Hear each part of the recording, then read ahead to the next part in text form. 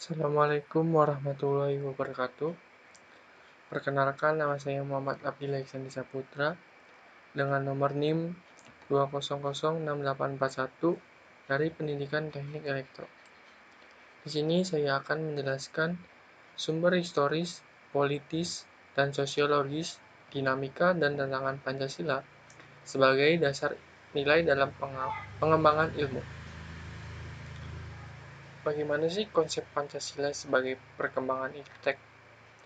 Pancasila sebagai setiap ilmu pengetahuan dan teknologi yang berkembang tidak bertentangan dengan nilai Pancasila, serta harus menyertakan nilai yang terkandung dalam Pancasila sebagai faktor internal pengembangan iptek itu sendiri. Dari iptek, nilai-nilai Pancasila berperan sebagai rambu normatif bagi pengembangan iptek di Indonesia, dan setiap pengembangan iptek harus berakar dari budaya dan ideologi bangsa Indonesia. Pentingnya Pancasila dalam pengembangan iptek. Yang pertama, kerusakan lingkungan karena perkembangan iptek. 2. Pancasila menjadi sarana untuk mengontrol dan mengendalikan kemajuan iptek. Yang ketiga, maraknya gaya hidup global. Sumber historis Pancasila sebagai dasar nilai pengembangan ilmu. Berdasar pembukaan Undang-Undang 1945, alinea keempat dengan kata mencerdaskan kehidupan bangsa. Pengembangan iptek melalui pendidikan harus berdasarkan nilai Pancasila.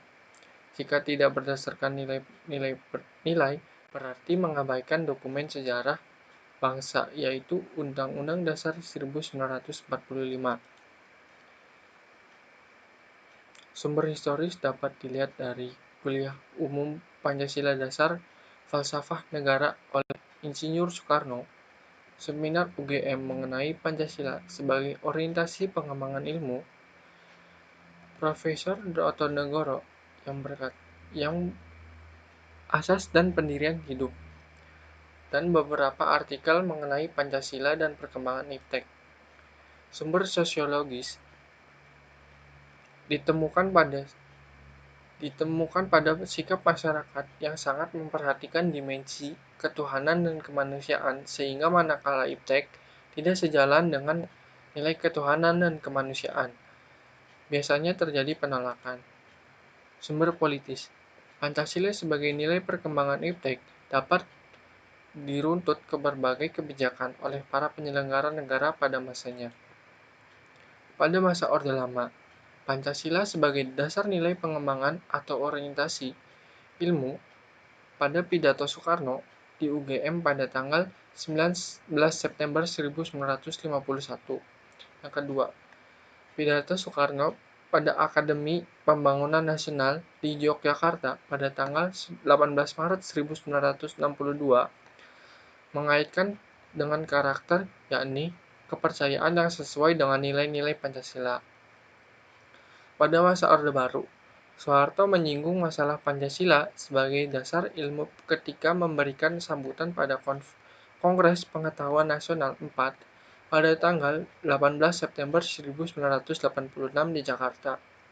Pada era reformasi, Susilo Bambang Yudhoyono pada sambutan pada acara silaturahim dengan Akademi Ilmu Pengetahuan Indonesia dan Masyarakat Ilmiah.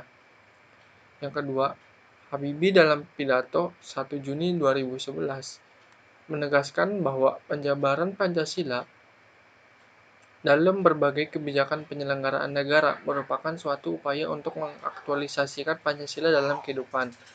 Dinamika Pancasila sebagai dasar nilai pengembangan ilmu. 1. Belum dibicarakan secara eksplisit oleh para penyelenggara negara sejak Orde Lama sampai era reformasi.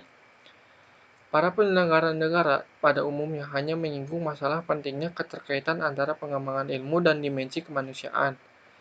Kajian tentang Pancasila sebagai dasar nilai pengembangan ilmu baru mendapatkan perhatian yang lebih khusus dan eksplisit oleh kaum intelektual di beberapa perguruan tinggi, khususnya UGM yang menyelenggarakan seminar nasional tentang Pancasila sebagai pengembangan ilmu pada tahun 1987 dan Simposium dan Sarasehan Nasional tentang Pancasila sebagai paradigma ilmu pengetahuan dan pembangunan nasional pada tahun 2006.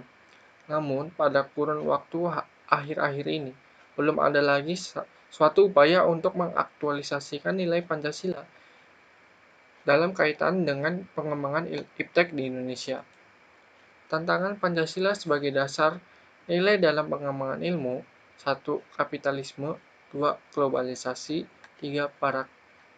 Pragmatisme, 4. Konsumerisme. Terima kasih. Demikian yang dapat saya sampaikan. Jika ada yang ingin ditanyakan, tanyakan pada kolom komentar di bawah. Terima kasih. Wassalamualaikum warahmatullahi wabarakatuh.